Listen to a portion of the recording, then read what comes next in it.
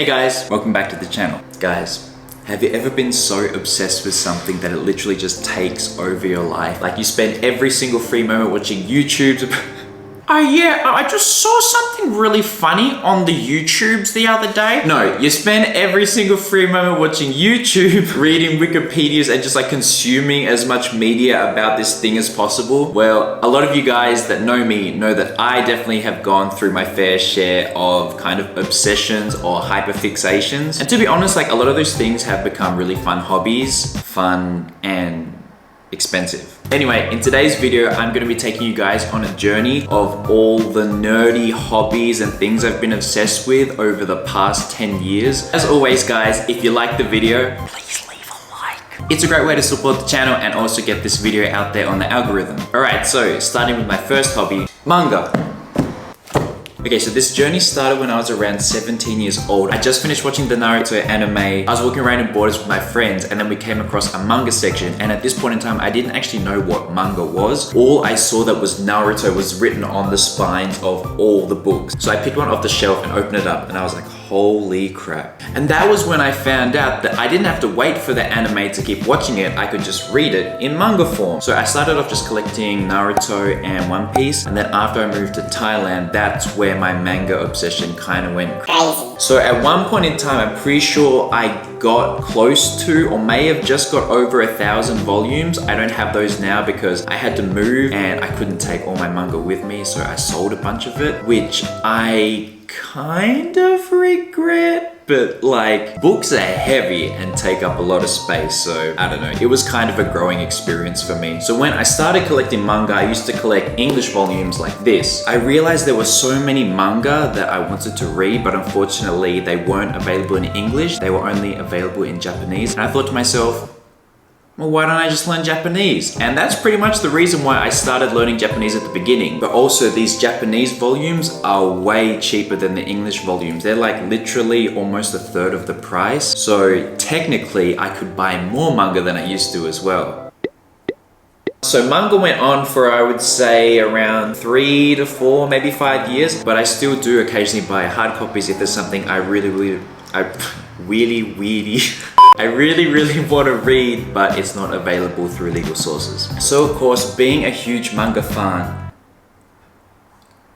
oh, my pronunciation is all over the place today. My obsession for manga naturally led me to my next hobby, which is pretty similar, but slightly different, and that is American comic books. So this hobby didn't actually last for that long, but I did pick up a few nice things. And like, obviously the main difference between like American comics and like Japanese comics is that they're all colored, whereas the Japanese comics are obviously in black and white. So whilst I really enjoyed reading American comics, one, because like they're in English, so I know that I can read them all. When I was really into these, I was a super poor university student and I just couldn't keep up with the hobby because it was just a little bit too expensive. So this didn't last long, but it was a lot of fun while it lasted. Stay tuned because the American comics do actually make a comeback. The next little nerdy obsession is Yu-Gi-Oh cards. It's time to duel! I'm both kind of proud, but also ashamed at myself for what I just did. But I grew up in the 2000s, so So this was an extremely fun but short-lived obsession.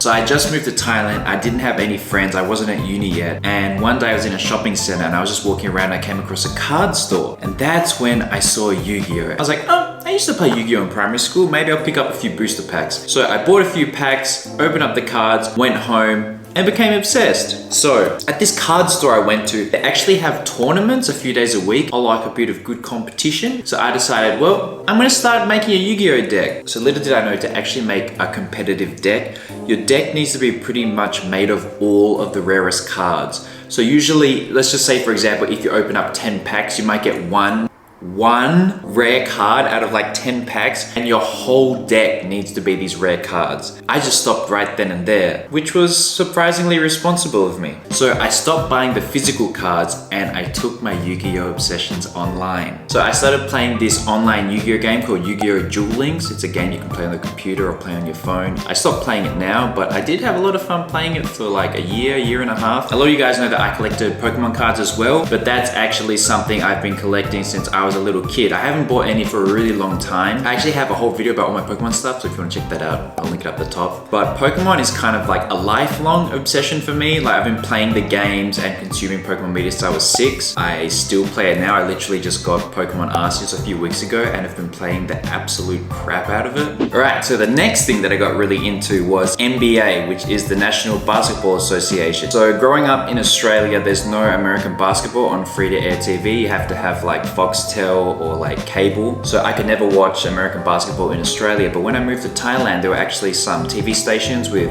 American basketball. So I started watching it there and I was literally hooked. I watch it almost every morning if I don't have work. As well as NBA, I also got really into basketball shoes and sneakers in general. So these are my Kyrie 4s. I mean, if you know sneakers, these are my Kyrie 4s. These are my KD 11s. I don't play basketball, by the way. I think that's something important to say. I don't ever play basketball. Like, I know the rules, but I never played it growing up. But I wear these basketball shoes to play volleyballs. That's kind of like how I get to vicariously live my basketball dreams. It's just kind of like from basketball sneakers, it just kind of led to, I don't know why I keep doing this with the shoes. It's kind of like they're fighting each other. So it started off as a basketball obsession, became a basketball sneaker obsession, and then just led to sneakers in general. Next thing that I'm going to talk about is kind of random, and I don't know how nerdy it is. Like, I don't want to put nerds in a box. Pretty much like what the theme of the video is, not just nerdy stuff, but just being obsessed about things in general.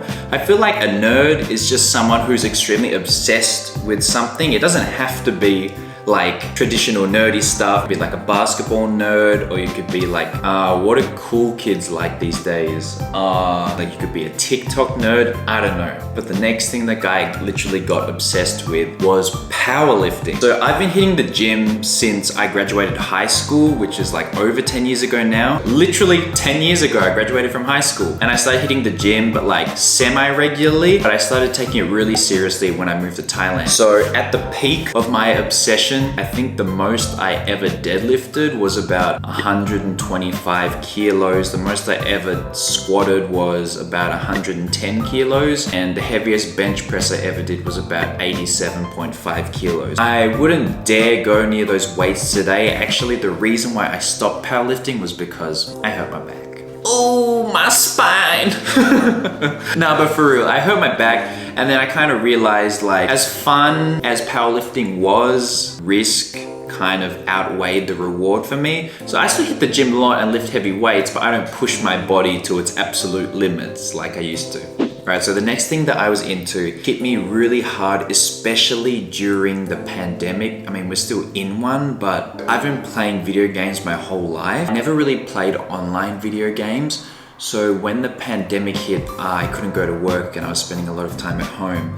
And that was when I started playing Fortnite. Now, some of you guys at home might be being like, oh my God, I can't believe Perth played Fortnite. Don't pretend like you also didn't play Fortnite. Fortnite was really fun. I used to just watch people like the pros play, and then I'd try and replicate it and do things. I sucked. It was really fun while it lasted, but it kind of like created a love for online games for me. So after Fortnite, I went to Super Smash Bros. After Smash, I kind of got back into online shooters, and right now I'm playing Apex. I was super into Apex during the latter half of last year. I haven't been playing as much this year, but I still play when I have some free time. It's probably not just me, but I think like a lot of you guys at home as well. During the pandemic was probably a time for us to discover a bunch of new hobbies and to find things to be obsessed with. So the next thing that I got obsessed with, which a lot of you guys already know, is...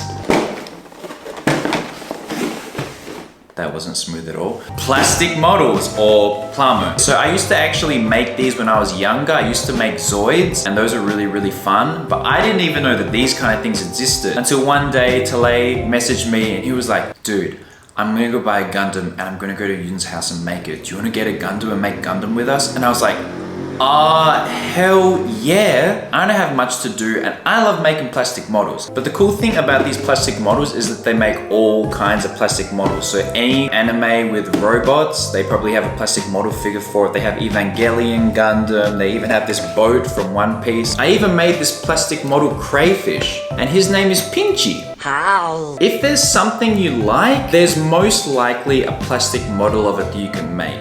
So if you're interested in the hobby, I highly recommend you check it out. Alright, so that covers pretty much everything I've been obsessed with since I moved to Thailand until this moment in time. So now I'm gonna show you the thing that I'm obsessed with right at this very moment. Earlier in the video, I mentioned that something would be making a comeback. And that thing is American comics. So for those of you guys wondering which comics I'm gonna be picking up, I'm planning on collecting Ultimate Spider-Man, Star Wars comics, Daredevil, Wolverine, and just a tiny bit of X-Men, maybe. And then a few random comics, like one-off things like Jessica Jones, stuff like that. This comic about Darth Vader is honestly super awesome. So if you're a fan of Star Wars, I highly recommend checking out this Darth Vader comic by Charles Soule.